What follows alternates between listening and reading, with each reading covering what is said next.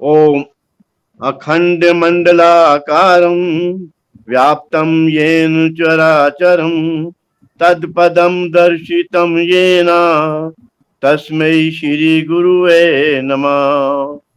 ध्यान मूलं गुरु मूर्ति पूजा मूलं गुरुपदं मंत्र मूलं गुरु वाक्यं मोक्ष मूलं गुरु कृपा। ओम।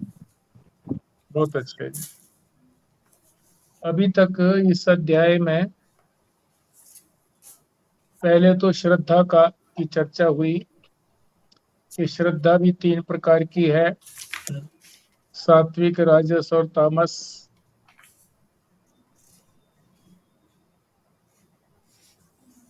फिर तप की बात हुई, तप भी सात्विक, राजस और तामस बताया भगवान ने। उसके बाद भोजन, कैसा भोजन किसको प्रिय है, उसके अनुसार भोजन को सात्विक, राजस या तामस कहा गया।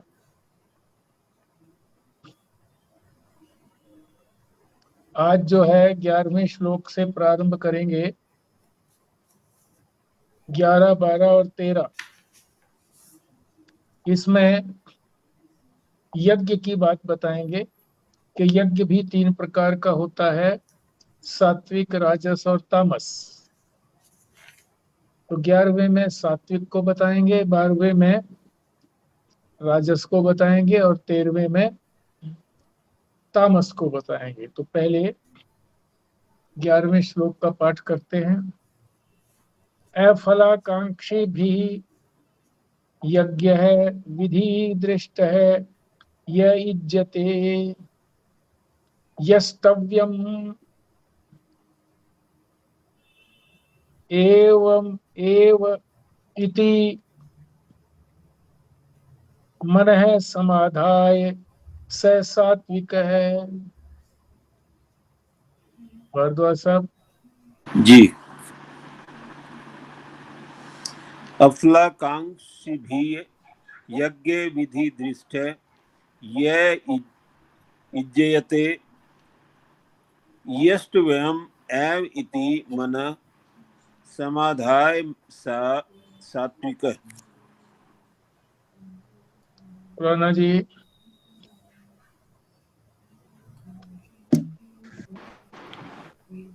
अफला कांड की भी यज्ञ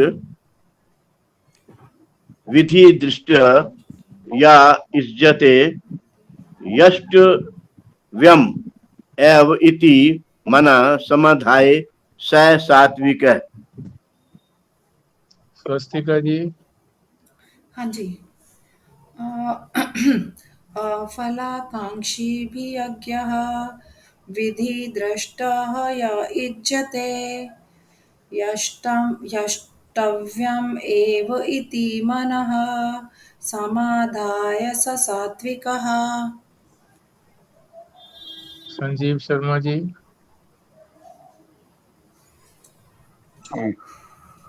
अफलाकांक्षिभिः यज्ञः विधि दृष्टा य युज्यते यष्ट्वयम् एव इति मनः समाधाय सः सात्विकः।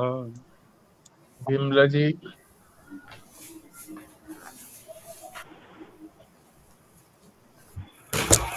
अफलाकांक्षिभिः यज्ञः विधि दृष्टा य युज्यते यष्ट्वयम् एव इति मनः समाधाय स सात्विकः। प्राशर जी। जी। अफलाकांक्षिभिर्यज्ञो विधि दृष्टो य युज्यते यष्टव्यमेवेति मनस समाधाय स सात्विकः। बहुत अच्छे अर्थ समझते हैं। अफलाकांक्षी भी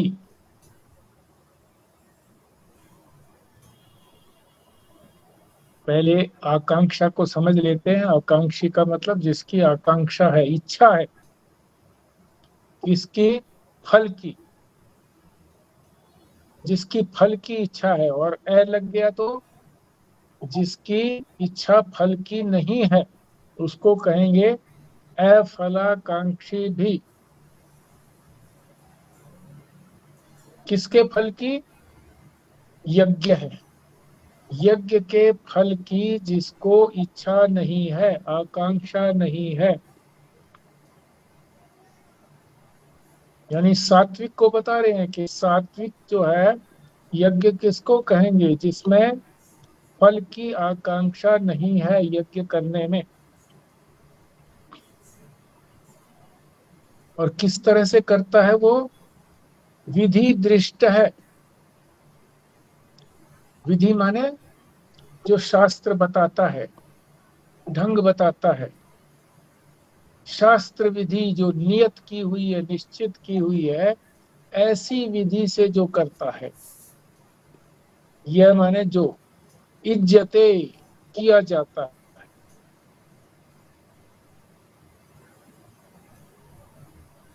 तो पहली पंक्ति में क्या हुआ कि जो बिना फल की इच्छा के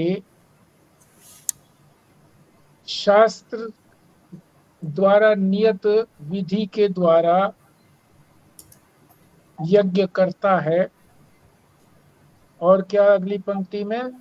यस्तव्यम एवेति इति, एवे इति, कर्तव्य, ये कर्तव्य है मेरा, करना ही है मुझको, कर्तव्य समझकर जो करता है। मन है समाधाय, और कैसे? मन को एकाग्र करके, समाधाय का अर्थ है एकाग्र करके, उसको कहेंगे स माने वह है सात्विक है, वो सात्विक। तो क्या लक्षण बताए इसमें? एक तो फल की इच्छा नहीं, दूसरा जैसे शास्त्र ने बताया है उस विधि से करना है,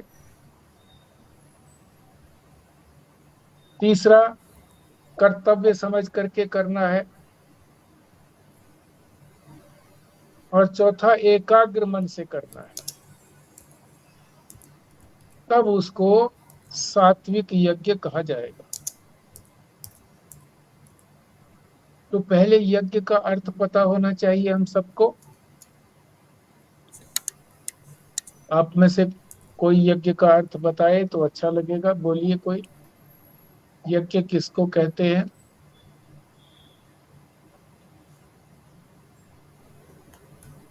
आपने कल ही बताया था कि यज्ञ जो कि पूरी समष्टि के लिए किया जाता है, अपने लिए नहीं करा जाता, सबके लिए, मतलब जिसमें लार्जर विजन होता है और लार्जर स्केल पे किया जाता है, मतलब जिसमें सब अपना इंडिविजुअल इंटरेस्ट नहीं है, सबके लिए है।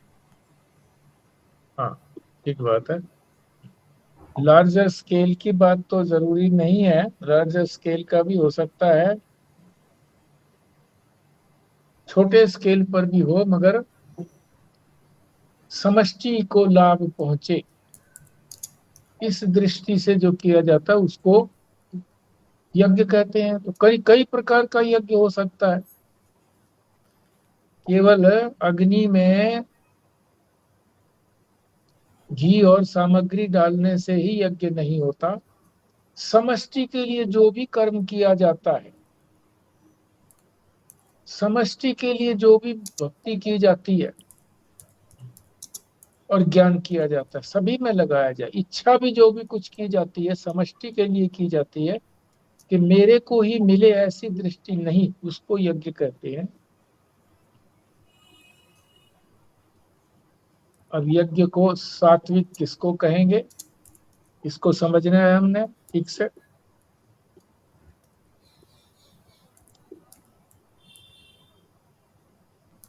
जिसमें ये यज्ञ यानी अमुक ये यज्ञ करना ही है, क्योंकि शास्त्र ने बताया है इस यज्ञ करो, ये तुम्हारे लिए योग्य है, ये यज्ञ करना तुम्हारे लिए योग्य है। शास्त्र ही बताता है कि राजा को राजसूय यज्ञ करना चाहिए, ब्राह्मण को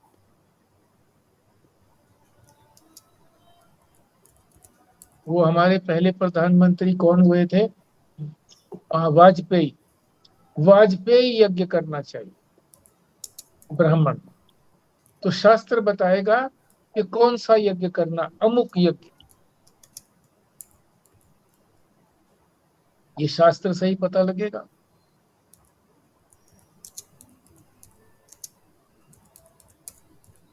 और जो नियम के अनुसार शास्त्र ने ये नियम दिया हुआ है कि इस प्रकार से करना है, सांगोपांग। सांगोपांग का अर्थ है सह अंग और उसके उपांग। अंग का मतलब मुख्य रूप से क्या चीजें उसमें डाली जाएंगी, और उपांग का मतलब उसमें और क्या डाला जाएगा, क्या अर्पण किया जाएगा, नियमानुसार किया जाए। और यहाँ जिसका प्रसंग चल रहा है उसे शास्त्र का तो ज्ञान है नहीं, तो क्या वो सात्विक यज्ञ नहीं कर सकता? वो कहते हैं नहीं कर सकता है। क्यों, कैसे कर सकता है? कि जो शास्त्र के जानने वाले हैं वो जिस ढंग से करते हैं और वो बताते हैं कि भाई तुमको इस प्रकार से करना है। जिसको शास्त्र का ज्ञान नहीं है वो उनसे पूछता है कि मैं कौन सा यज्ञ करूं और किस ढंग से करूं, तो वो बता देते हैं कि ये यज्ञ तुम्हारे लिए उपयोगी है और इसको इस ढंग से करो। या उनको करते हुए देखता है ऐसे कर रहे हैं तो उनका अनुकरण करता है।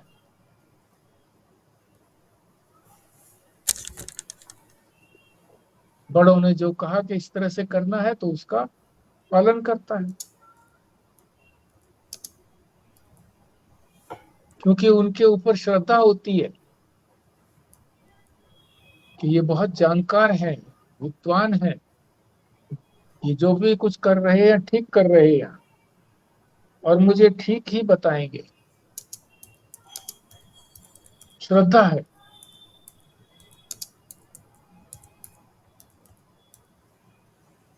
और फल की इच्छा नहीं है, पूजा करनी ही है। यज्ञ को पूजा भी कहते हैं क्योंकि यज्ञ करते समय किसी न किसी देवता का आवाहन किया जाता है, बुलाया जाता है और उसी को ही अर्पित किया जाता है। अपने लिए फल नहीं चाहता, तो पूजा हो गई उसकी, उसी देवता की पूजा। और विधि के अनुसार जो शास्त्र ने विधि बताई है, शास्त्र का ज्ञान नहीं है तो जो शास्त्रज्ञ हैं उन्होंने जो बताया विधि उससे करते हैं, या उनको करते हुए देखते हैं तो वैसा ही आप भी करते हैं।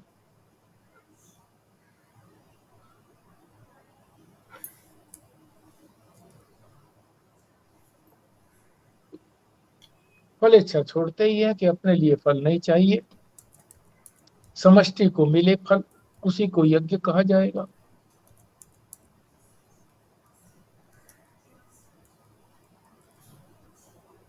अगर फल की इच्छा भी मान लीजिए छोड़ दें और विधि पूर्वक ना करें, उसमें कुछ कमी बेशी कर दें, तो चलो इसको, इस अंग को छोड़ देते हैं, इस तरह से कर लेते हैं, थोड़ा बहुत परिवर्तन कर देते हैं, तो भी वो सात्विक यज्ञ नहीं कहलाएगा। सात्विक होने के लिए विधि के अनुसार जरूरी है,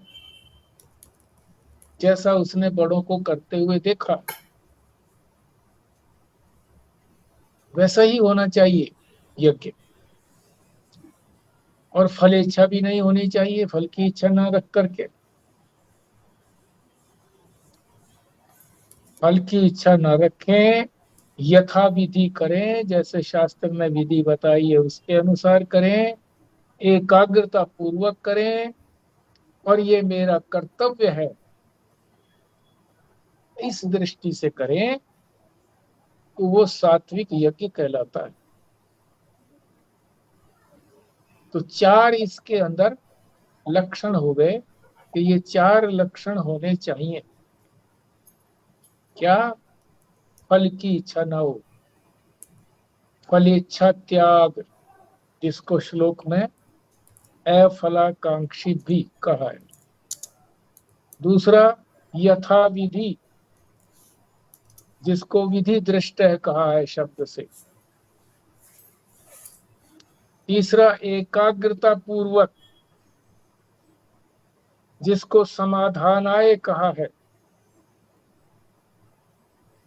समाधान पूर्वक। और चौथा कर्तव्य बुद्धि, जिसको यस्तव्यम शब्द से कहा है, कर्तव्य ही है। तो ये चार उसके कार्डिनल साइंस हैं, लक्षण हैं, विशेषण हैं, ये होने चाहिए, तब उसको सात्विक यज्ञ कहेंगे। अब आप शेयर कीजिए इसमें जो कुछ शेयर करना है आपको। हवन और यज्ञ एक ही बात है जी? हाँ, एक ही बात है जी, खबर।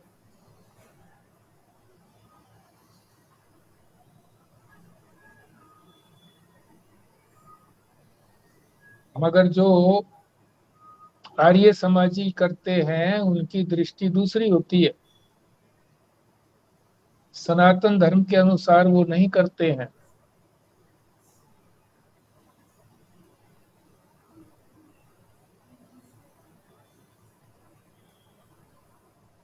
वहाँ इस तरह का उपदेश कोई नहीं दिया जाता है भी तुमको कोई फल की इच्छा नहीं रखनी है। पंडित जो कराता है वो ये नहीं बताता इस तरह की जो चार बातें बताई हैं, क्योंकि यज्ञ उसी को ही कहा जाएगा जो सात्विक होगा और जिसमें ये चार विशेषण होंगे। हमारे डीएवी में जो होता है, स्वस्तिका दीदी भी बोलेंगी, वो उनमें उस तरह जैसे हम लोग देव यज्ञ करते हैं ना, उससे थोड़ा सा अलग होते हैं।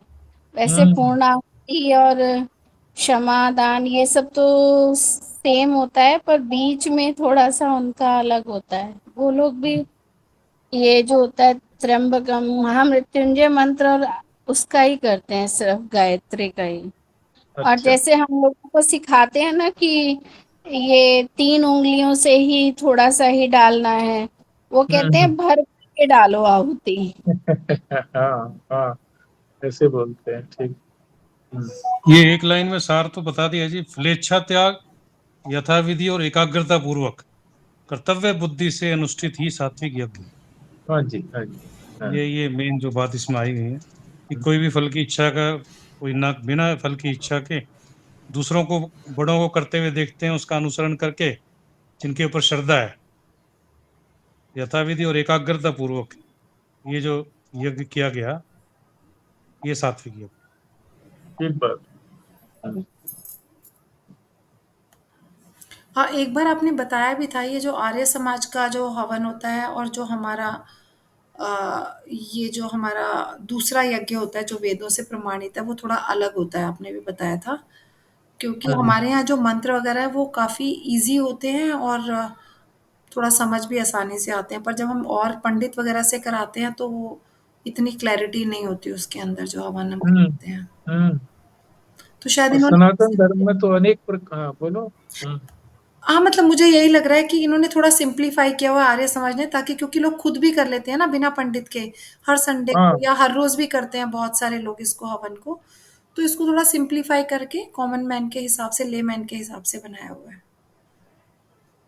ठीक है। बिल्कुल, हमारे एक मेडिकल के ही क्लास फेलो हैं, अभी भी हैं, नित्य प्रति करते हैं, कभी भी छूटता नहीं है, घर पे ही।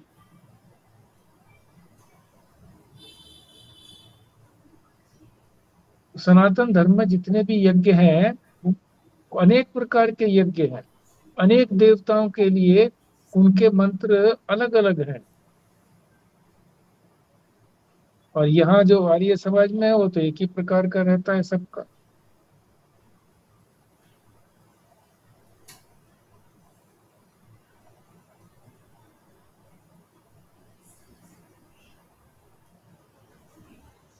ठीक है जी, फिर आगे चलें। 12वां श्लोक और करते हैं। 12वें श्लोक में राजस यज्ञ को बता रहे हैं कि रजोगुणी यज्ञ किसको कहेंगे। पहले पाठ फिर अर्थ। अभिसंधाय तु फलम दंभार्थम अपि चैव यत् इज्जते भर्त श्रेष्ठ तम यज्ञम विद्धि राजसम। हाँ जी, ऊपर से चलो संजीव शर्मा जी।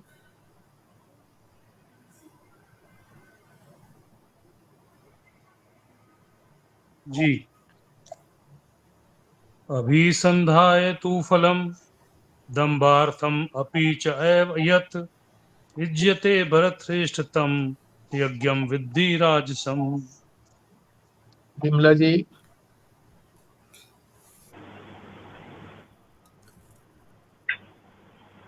अभिसन्धाय तु फलं दम्भार्थम् अपि च एव यत् युज्यते भरतश्रेष्ठ तं यज्ञं विद्धि राजसम्। स्वस्तिका जी।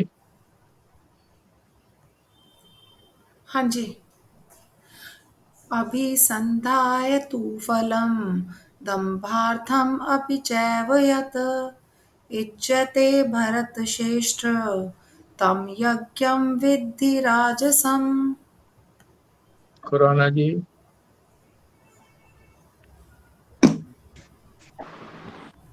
अभिसंधाये तु फलम दंभार्थम अपि च एव यत् इज्जते भरत श्रेष्ठ तम यज्ञम विधि राजसम। ओम।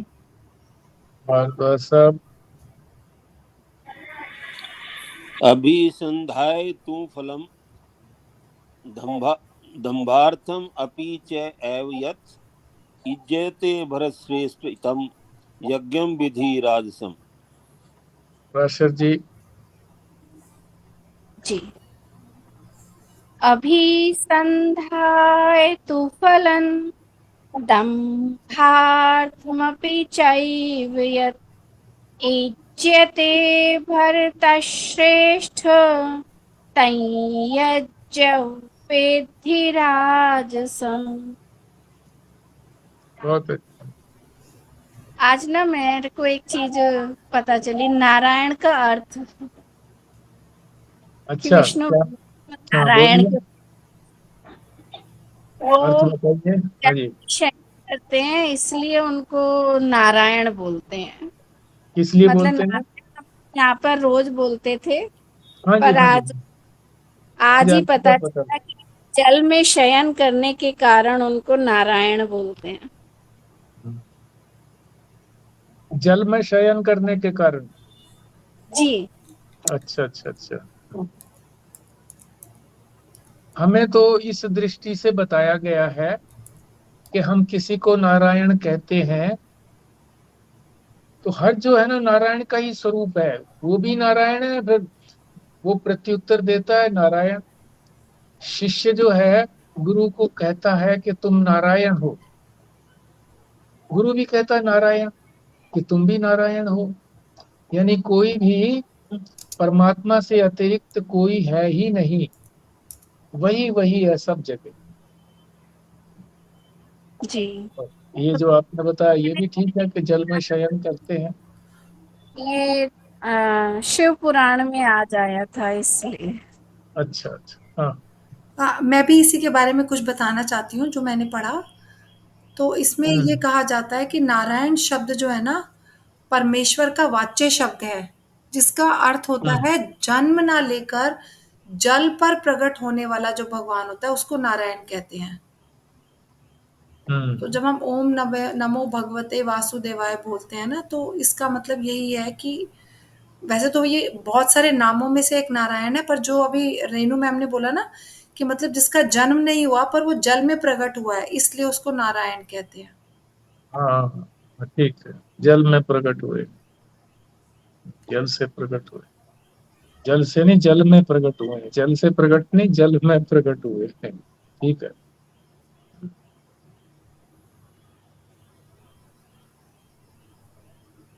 अर्थ समझते हैं। अभिसंधाय, दृष्टि में रखना किसी चीज को, उधर अवेयर रहना। तू माने परंतु, फलम और दम्भार्थ, ये दो शब्द जो है ये इसकी आत्मा है इस श्लोक की, फल और दम्भ। पिछले श्लोक में तो ये आया था कि फल की आकांक्षा नहीं रखनी है, और यहां कहा गया है कि फल की आकांक्षा रख करके जो यज्ञ किया जाता है उसको राजस कहेंगे। दूसरा दंभ अर्थ, दंभ माने धर्म का प्रदर्शन, कि लोग मुझे धार्मिक समझें, ये मन में सोच करके जो यज्ञ किया जाता है, ये दो इसकी आत्मा है श्लोक की। च एव यत्, यत् माने जो का मतलब वही यज्ञ, जो यज्ञ फल की दृष्टि रख करके कि मैंने फल प्राप्त करना है, और दंभ की भी बात हो उसके अंदर कि धर्म का प्रदर्शन, इन दो की दृष्टि रख करके किया जाए तो उसको राजस कहते हैं। इज्जते माने किया जाता है। भरत श्रेष्ठ यानी भरतवंशियों में जो अर्जुन को कहा है श्रेष्ठ हो तुम, तम माने उस यज्ञम, उस यज्ञ को, विद्धि माने जानो, समझो। क्या समझो? राजसम, राजस यज्ञ समझो। हे भरत श्रेष्ठ अर्जुन, जो यज्ञ फल की इच्छा से और धर्म के प्रदर्शन, धर्म मुझे लोग धार्मिक समझें इस दृष्टि से जो यज्ञ किया जाता है उसको राजस यज्ञ समझना चाहिए, रजोगुणी समझना चाहिए। तो सात्विक यज्ञ में तो जो खास बात थी वो थी फल की आकांक्षा नहीं, अफलाकांक्षी। उसके विपरीत यहाँ तो फल की आशा है, उद्देश्य ही फल की प्राप्ति है कि मुझे ये प्राप्त करना है, इसीलिए यज्ञ कर रहे हैं।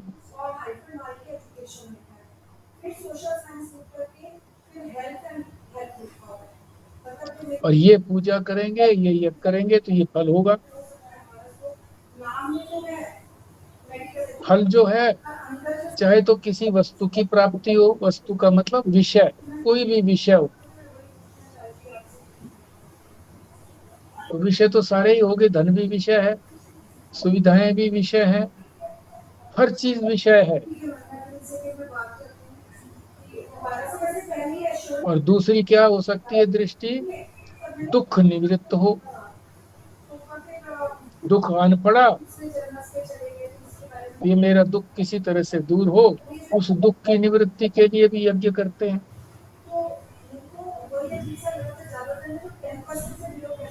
ना तो ये कर्तव्य पूर्ति की दृष्टि होती है कि मुझे करना ही है, ये मेरा कर्तव्य, भगवान ने बताया ये मेरा कर्तव्य है।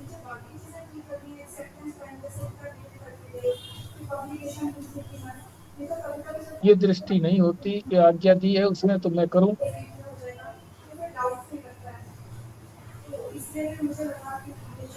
और सात्विक यज्ञ के अंदर तो एकाग्र रहता है मन।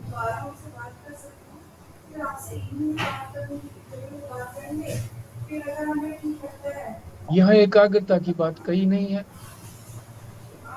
क्योंकि फल की जब दृष्टि होती है तो मन एकाग्र कैसे रहेगा, क्योंकि फल के ऊपर लगा रहेगा मन कि ये फल मिलेगा, ये फल मिलेगा, नहीं मिलेगा तो क्या होगा, और फल मिलेगा तो मैं क्या करूंगा।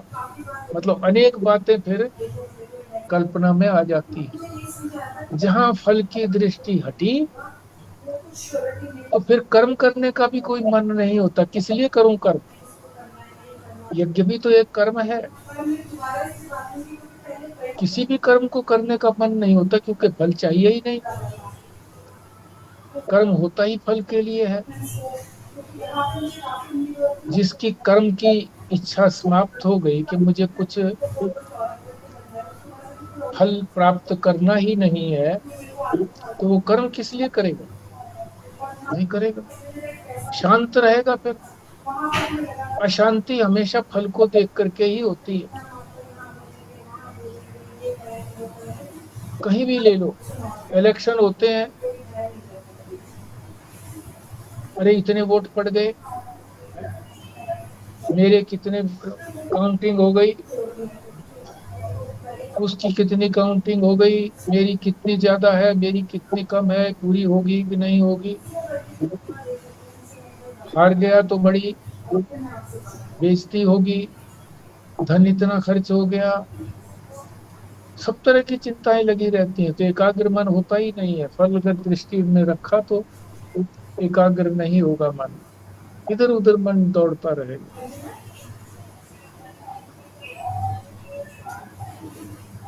हाँ, शास्त्र की दृष्टि उसकी नहीं है, तो जो शास्त्रज्ञ हैं वो जैसा बताते हैं वैसा करता है वो, क्योंकि प्रसंग तो अब उसी का ही चला हुआ है कि जिनको शास्त्र का ज्ञान नहीं है, पर वो श्रेष्ठों को देख करके उनका अनुकरण करके करते।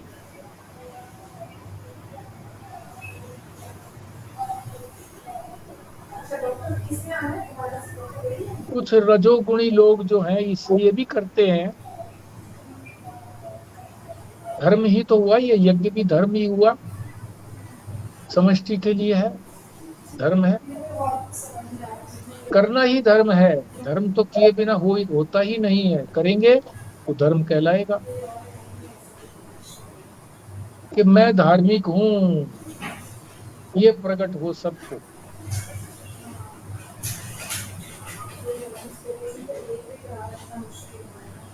इसी को कहते हैं दंभ, दंभार्थ, दंभ ही जिसका लक्ष्य है।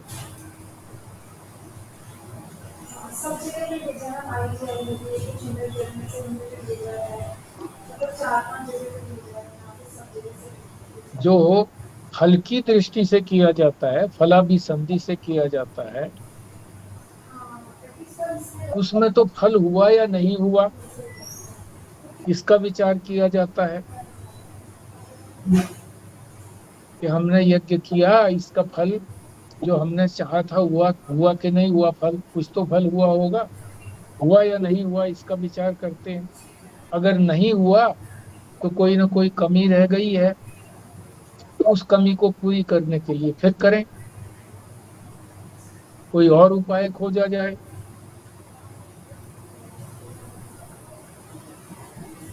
तो फल के लिए तो इस प्रकार का है। और दंभार्थ किया जाता है कि मुझे लोग धार्मिक समझें।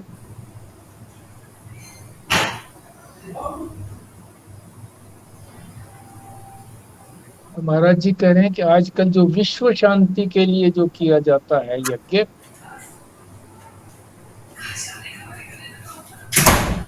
वो केवल दंभ की पूर्ति के लिए ही है कि लोग मुझे धार्मिक समझें। ये बड़ा धर्मात्मा है, ये धर्म का प्रदर्शन। क्यों? विश्व शांति पहले अपने में तो आए, अपने में शांत हो, परिवार में शांति हो, समाज में शांति हो, राज्य में शांति हो, देश में शांति हो, फिर देशों की शांति की बात आती है। एकदम विश्व शांति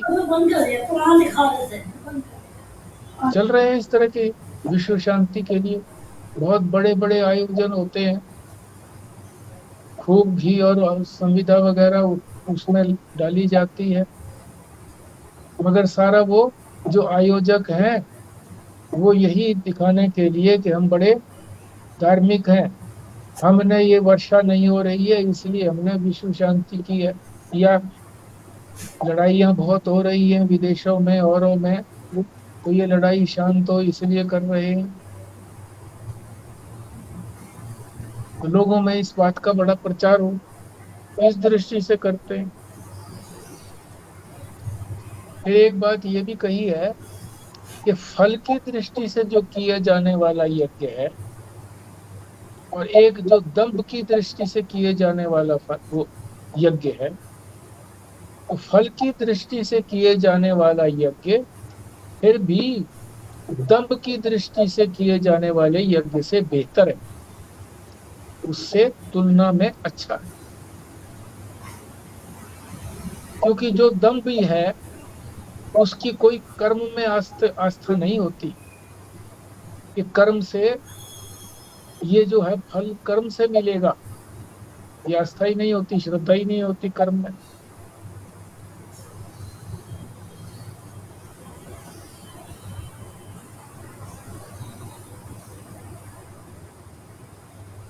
जो यज्ञ कम्युनिटी द्वारा किया जाए जी, जैसे बरसात के लिए करते हैं हम यज्ञ, हाँ जी, हाँ जी, किसी इंडिविजुअल का तो है नहीं इच्छा फल की, वो तो सारे समाज के लिए है, तो उसको क्या कहेंगे? हाँ नहीं, अगर वो शास्त्र विधि से किया गया है, फल की इच्छा नहीं है, समष्टि के लिए फल वितरित होगा, जैसे वर्षा ऋतु के लिए किया है तो समष्टि को ही फल मिलेगा ना, उसको व्यक्ति को तो मिलना नहीं है।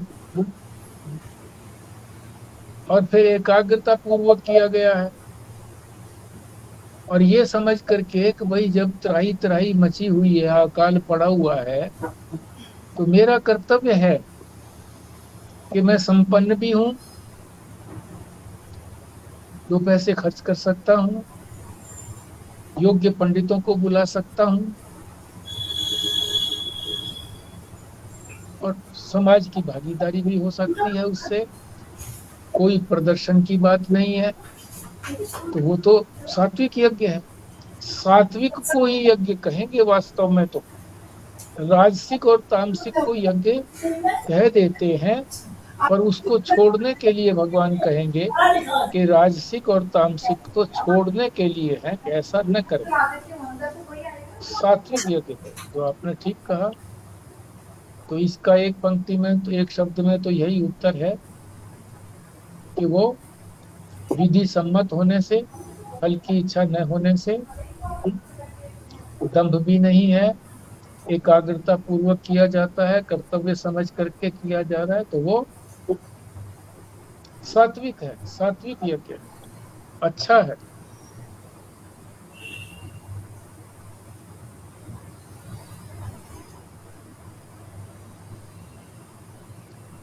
कोई भी यज्ञ अगर सर्वथा श्रद्धा रहित होकर के किया जाता है कि कर्म से होना क्या है, ऐसा सोच करके करता है, क्यों करता है? दंभ के लिए, कि मुझे लोग धार्मिक समझे, बस इतनी दृष्टि है, वो तो तामस हो गया, राजस भी नहीं रहा। क्योंकि राजस में तो श्रद्धा होती है कि इसका ये फल मिलेगा,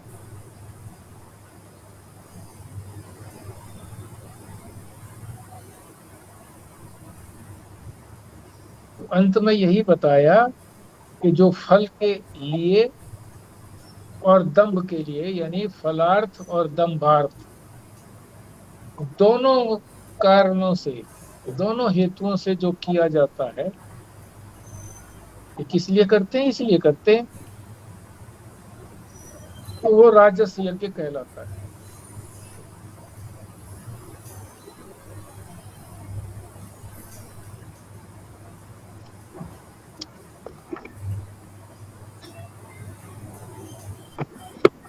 हाँ जी, आप शेयर कीजिए।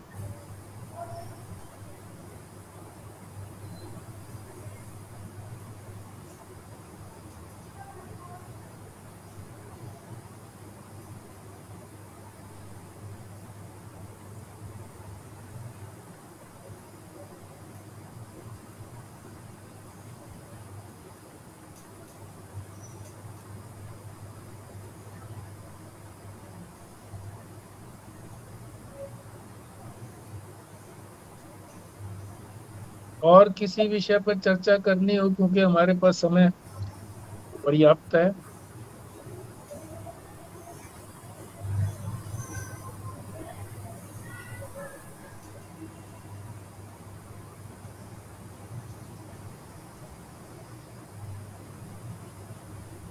आज मैं पढ़ रहा था जी, कहीं कहते हैं कि सनातन धर्म ही एक ऐसा है जिसमें अद्वैत को माना जाता है। अदरवाइज सभी धर्मों में वो मानते हैं कि गॉड जो है बहुत है, अलग है हमारे से और बहुत दूर है, सातवें आसमान पे है। सर किसी धर्म को भी उठा लो, सिर्फ एक धर्म हमारा ही है जो अद्वैत को मानता है, सनातन धर्म। और मानता है कि भगवान ही ये सृष्टि रूप में प्रकट हुआ है, सारी सृष्टि ही भगवान है। ये मैं पढ़ रहा था, मैं बता दूंगा। नहीं, ठीक किया आपने, ठीक पढ़ा होना आपने। थोड़ा सा इसमें सुधार करने की आवश्यकता है कि सनातन धर्म के अंदर जो वेदांत है ना, वो इस बात को कहता है कि परमात्मा ही एकमात्र सत्य है, वही प्रकट हुआ है सृष्टि रूप में। सृष्टि उससे अतिरिक्त नहीं है, इसीलिए उसको कहते हैं अभिन्न निमित्तोपादान कारण। अभिन्न का मतलब जो अलग नहीं है, किससे? निमित्त और उपादान, दो कारण होते हैं। एक तो उपादान, उपादान माने मैटीरियल। दूसरा होता है निमित्त, बनाने वाला। कुम्हार बर्तन बनाता है तो मैटीरियल क्या है? मिट्टी। और बनाता कौन है? कुम्हार। वो हो गया निमित्त। तो संसार में जहां भी हम दृष्टि डालेंगे तो दो ही दिखाई देंगे। सभी दो को ही मानते हैं, भगवान को तो सब मानते हैं किसी न किसी रूप में। पर वो कहते हैं कि जो सृष्टि बनी है वो अलग बनी है, मैटीरियल कुछ और है। बनाने वाला तो भगवान है, उसको तो मानते ही मानते हैं, मैटीरियल कोई और है। और वेदांत ये कहता है कि बनने वाला भी वही है, बनाने वाला भी वही है, उससे अतिरिक्त नहीं है। तो ये वेदांत की विलक्षणता है, अद्वैतता। सनातन धर्म में भक्ति संप्रदाय वाले भी दो मानते हैं। अगर एक ही मान लिया कि एकमात्र परमात्मा ही है तो मैं तो रहा ही नहीं, फिर मैं किसकी पूजा करूंगा? मैं तो भक्त होना चाहता हूं, वो भगवान है मेरा। द्वैत हुए बिना भक्त को आनंद नहीं आता। ये उसी से तो आज्ञा लेनी है, उसी को तो समर्पण करना है। उन्हीं का तो मैं दास हूं। किसी भी भाव से हम परमात्मा को देखें, भक्ति संप्रदाय ऐसा कहता है। वेदांत जो है वो अद्वैतता को कहता है कि वही है, वही इस रूप में, सृष्टि रूप में प्रकट हुआ है, बना कहो, प्रकट कहो। और उसको समझाने के लिए बताते भी हैं कि जैसे मकड़ी के मुख से जो लार निकलती है, धागा निकलता है, जाली निकलती है, उसी से वो जाला बना देती है। और उसको जब अंदर समेट लेती है तो अंदर चला जाता है उसके। तो वही कारण हुआ कारण उसी को कहते हैं जिसमें से कोई चीज निकले और उसी में फिर समा जाए, उसी को कहते हैं कारण। तो परमात्मा ही एकमात्र कारण है। तो परमात्मा एकमात्र कारण है ये तो सब मानते हैं, और वो केवल निमित्त कारण को मानते हैं। ये बनाने वाला है, वो बनने वाला नहीं है, ये तो वेदांत ही मानता है। बस थोड़ी सी घुंडी ये है, बाकी तो सनातन धर्म है ही है। ठीक कहा आपने।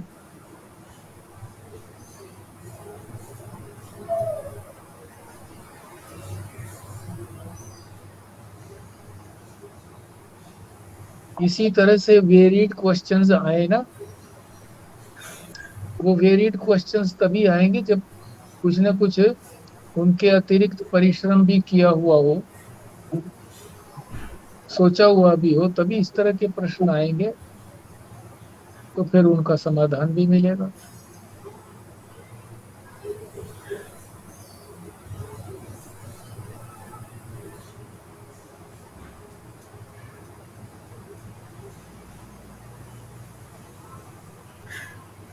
ये ज्ञान से प्रारब्ध को काटा जा सकता है जी?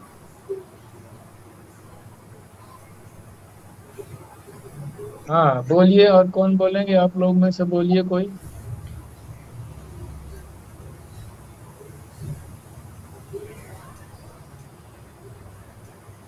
हाँ, मुझे लगता है कि काटा जा सकता है, क्योंकि जब ज्ञान ही हो गया, ज्ञान का मतलब मुझे ये पता लग गया कि मैं कौन हूँ, मैं शरीर मन बुद्धि ये सब नहीं हूँ, मैं तो आत्मा हूँ। और फिर ये भी पता लग गया कि मैं और ईश्वर एक ही हैं।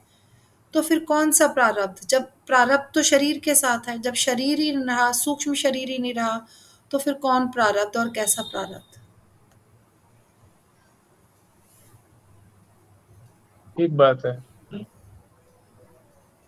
फिर ये क्यों कहा जाता है कि प्रारब्ध तो ज्ञानी को भी भोगना पड़ता है?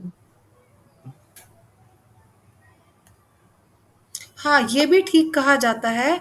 वो उसको नहीं भोगना पड़ता, वो उसके शरीर को भोगना पड़ता है, पर उसे महसूस नहीं होता, क्योंकि उसे पता है कि मैं तो शरीर हूँ ही नहीं, मैं तो मन बुद्धि हूँ ही नहीं। तो फिर उसे कोई कष्ट नहीं होता, पर दूसरे लोगों को देख के लगता है कि ये कष्ट भोग रहे हैं, इनको प्रारब्ध भोगना पड़ रहा है। ठीक बात है।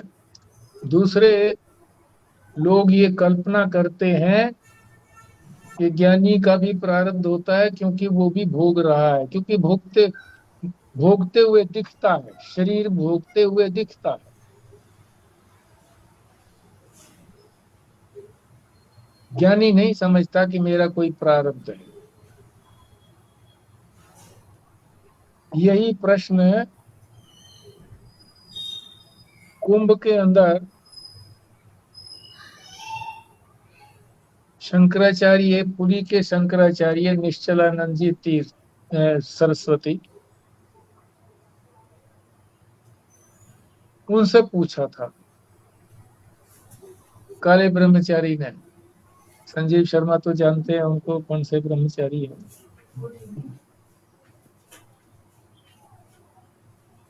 अब वो उन्होंने किस दृष्टि से पूछा था काले ब्रह्मचारी ने, कि कोई समर्थन चाहते थे, पुष्टि चाहते थे, जो कुछ वो जानते हैं, या किस दृष्टि से, पर उनको बहुत डांटा। उन्होंने सोचा कि मेरी परीक्षा ले रहा है। उस समय नहीं होगा मूड इस तरह का उत्तर देने का। एक बाकी और ज्ञानी, दृष्टांत याद आता है जी। हाँ जी, स्वामी रामधारी जी को देखने गए थे ऑल इंडिया के अंदर, आप भी शायद गए हो, मम्मी भी गई थी।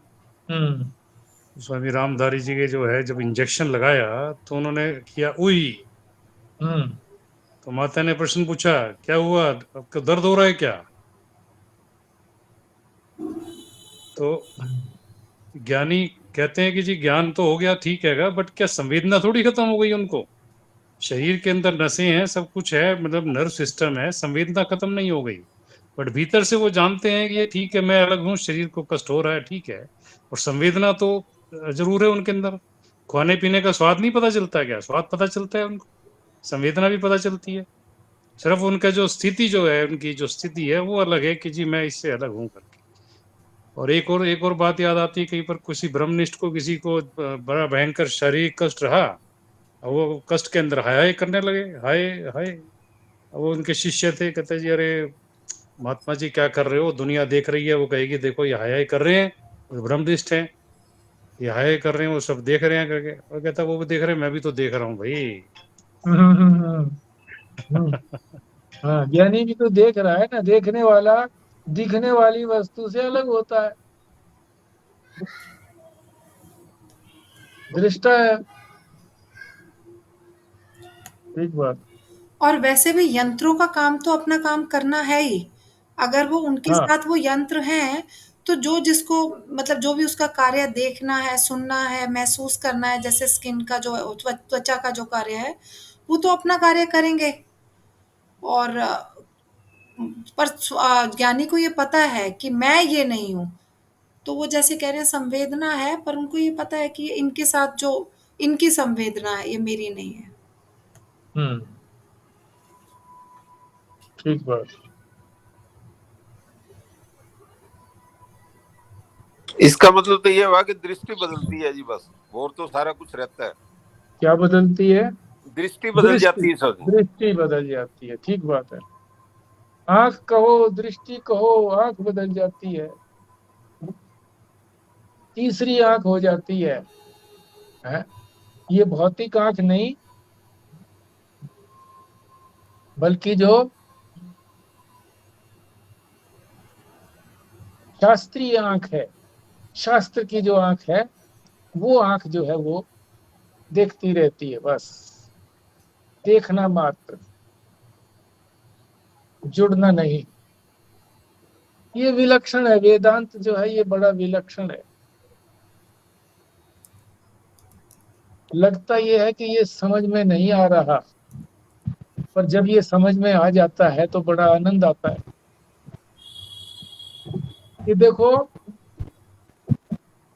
जब वही बना है सारा संसार, तो अज्ञान किसको हुआ है? उसी को अज्ञान हुआ है। वही जीव, जीव भी वही हुआ है। क्यों हुआ है जीव? है? आनंद लेने के लिए, है? उसे पता है कि मैं आनंद स्वरूप हूँ, फिर भी जब वो उसको देखता है कि भाई ये तो दुखी हो रहा है? देखो मैं कैसा नाटक कर रहा हूँ, कि दुखी होने का भी नाटक कर रहा हूँ, सुखी होने का भी नाटक कर रहा हूँ, अपने को ही नाटक रूप में देख रहा हूँ। ये बड़ा आनंद वाली बातें हैं वेदांत की। ये तो जो भेद है ना जी, अंतःकरण के भेद से भेद नजर आता है। हाँ, जैसे बिजली का प्रवाह तो चल रहा है, मगर उसमें जो अलग अलग यंत्र लगे हुए हैं। अब एयर कंडीशन का जो यंत्र है वो ठंडी हवा फेंकता है, हीटर जो है गर्म हवा फेंकता है। यंत्र का भेद है, बिजली एक है उसके अंदर। इसी तरह हमारे अंतःकरण के अंदर भी अंतःकरण अलग अलग है, सबका अंतःकरण एक जैसा नहीं है। अंतःकरण के अंदर जो परमात्मा का जो चिदाभास है वो तो सब में एक है, परमात्मा एक है। अंतःकरण और हमारी वासनाओं के कारण अंतःकरण में भेद हो गया। ठीक बात है। बस इसमें ये भी जोड़ लो, शरीर भी, शरीरों में भी भेद है, शरीरों में भी भेद है, अंतःकरण में भी भेद है। सबसे पहले तो शरीर का ही भेद हमें मालूम पड़ता है ना, कि ये तो ऐसा है, मैं ऐसा हूँ। फिर अंतःकरण की बात आती है, फिर ये है कि भाई सुख दुख, इसको सुख हो रहा है, मेरे को दुख हो रहा है, ये कैसे है? तो अंतःकरणों का भेद है। तो शरीर के आकार को तो बदल नहीं सकते जी, इसीलिए अंतःकरण की बात हो रही है कि अंतःकरण को हम लोग अपना शुद्ध करें। हम्म, जहां पर भी धर्म की चर्चा आती है, इसीलिए चर्चा आ रही है कि अपने अंतःकरण को शुद्ध करें। ये अंत्यकरण भी तो प्रारब्ध के प्रभाव में होगा जी। पहले की वासनाओं के अनुरूप अंतःकरण तो बना है जी, मगर अब इसको शुद्ध करने के लिए, प्रयास करने के लिए साधना तो करनी करनी है। यही तो पुरुषार्थ है जी अब काम करने का। अंतःकरण तो जो पहले जैसे वासना के हिसाब से बनना था बन गया है, और वो उसी तरह प्रेरित भी करता है। मगर उसकी विपरीत चल करके अपने को अंतःकरण को शुद्ध करने का यही साधना, यही प्रक्रिया जो भी सत्संग प्रवचन में लगे हुए हैं, इसी प्रयास में लगे हुए हैं। यही भारद्वाज साहब ने कहा ना कि भाई अंतःकरण तो प्रारब्ध से मिलता है, यानी प्रारब्ध क्या है? पूर्व जन्मों के कर्मों का फल है प्रारब्ध। उसी से स्थूल शरीर भी मिलता है, सूक्ष्म शरीर भी मिलता है।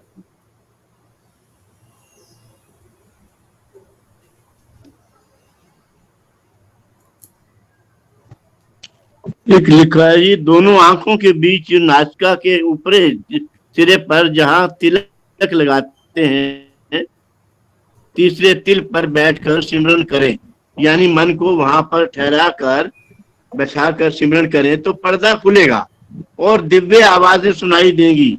इसके बारे में थोड़ा डिटेल में बताएं जी। ठीक है। किसी ने बोलना है तो बोलिए जी। मेरे को ना थोड़ा सा इसके बारे में पता है, इसको भूमध्य बोलते हैं और यहाँ पे आज्ञा चक्र होता है जिसको सबसे पावरफुल माना जाता है। तो अगर हम यहाँ ध्यान करेंगे और इसको शक्तिशाली बनाएंगे तो फिर हम मन के चंगुल से बाहर निकल सकते हैं और जो भी आज्ञा देंगे वो फिर वो माननी पड़ेगी हमें।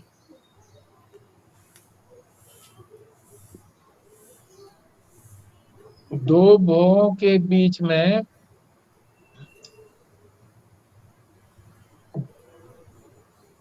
दृष्टि करके ये एकाग्रता के लिए है।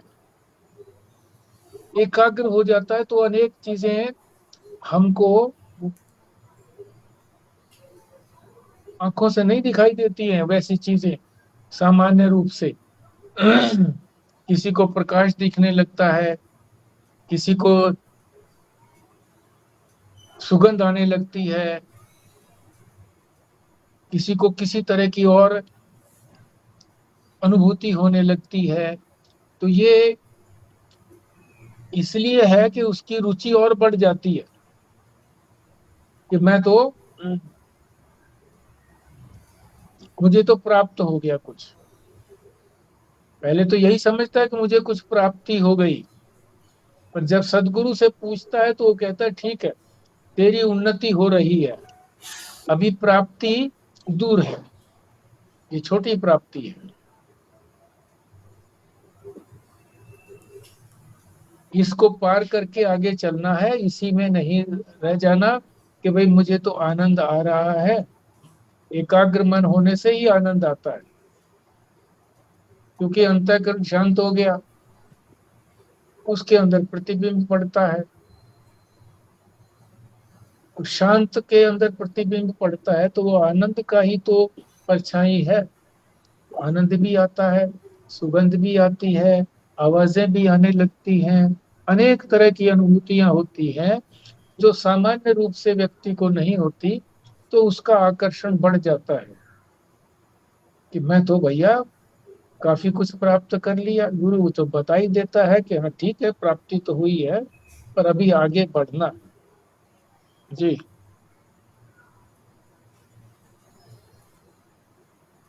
ठीक है जी, अब हमारा समय भी संपूर्ण हुआ। अब पूर्णाहुति के लिए पराशर जी आप करिए पूर्णाहुति।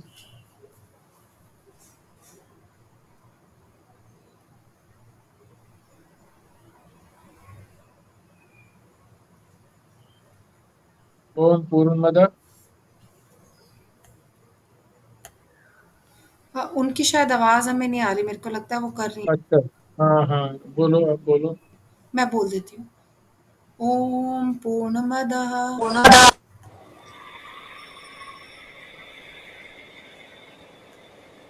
हाँ बोलो बोलो, कौन हाँ, बोलता है? बोलो मैम, बोलिए मैम। उनका नेटवर्क की प्रॉब्लम लग रही है मुझे। ओम हाँ बोलो। पूर्णमदः पूर्णमिदं पूर्णात् पूर्णमुदच्यते पूर्णस्य पूर्णमादाय पूर्णमेवावशिष्यते। ओम शांतिः शांतिः शांतिः। नारायण। नारायण। नारायण। नारायण।